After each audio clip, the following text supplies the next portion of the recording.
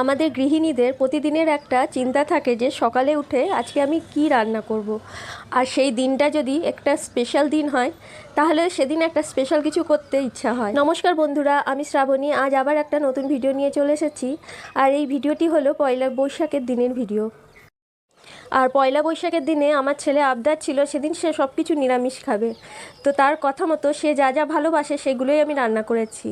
পোলাও করেছি আর এখানে আলুর দম করছি সম্পূর্ণ নিরামিষভাবে। আর পোলাওটা আমি প্রেশার কুকারেই করেছি। তবে প্রেশার কুকারে পোলাও করতে গেলে কিছু কিছু টেকনিক আছে যেগুলো ফলো করলে প্রেশার কুকারে খুব কম সময়ে ঝরঝরে পোলাও হয়ে যায়। আর এখানে ভেজ ডাল করব বলে এখানে পনির, ক্যাপসিকাম, বিনস, গাজর তেলে ভালো করে ভেজে নিয়েছি। আর এখানে আদা জিরে বাটা মশলা দিয়েছি। তারপর মুগের ডালটা সেদ্ধ করে রেখেছিলাম, সেটা সবজির মধ্যে আমি ঢেলে দিয়েছি। আর 1 কাপ চা খেয়ে একটু রিল্যাক্স হয়ে নিলাম। আর এখানে দুপুরের রান্নাটা রেডি হয়ে গেলে তখন মনে হয় বিশাল বড় একটা কাজ হয়ে গেল। আর এখানে খাবারগুলো সব রেডি করে রেখে দিলাম দুপুরের জন্য।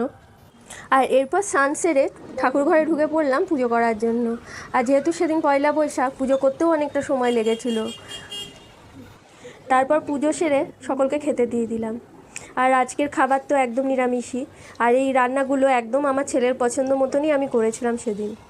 আমার ছেলের এখন হয়েছে কি, তার মাছ, মাংস, ডিম এগুলো একদম খেতে ভালো লাগে না। তার আবদার সম্পূর্ণ নিরামিষ খাবার খাবে সে।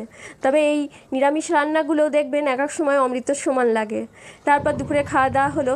সন্ধেবেলায় তারপর সাজগোজ করে বরের সঙ্গে বেরিয়ে পড়েছিলাম হালখাতার জন্য। আর এই কুর্তিটা খাদি কটনের কুর্তি, পরেও কিন্তু খুব আরাম। আর নতুন জামা পরলে দেখবেন মনেও খুব আনন্দ হয়। সন্ধ্যেবেলায় বেরিয়ে পড়েছিলাম। আর ইচ্ছা ছিল বছরের প্রথম দিন মায়ের দর্শন করব, ওই জন্য মায়ের দর্শনের জন্য মন্দির চলে গেছিলাম। আর বছরের প্রথম দিনটা যদি ভালো যায় গোটা বছরটাই তাহলে ভালো যায়।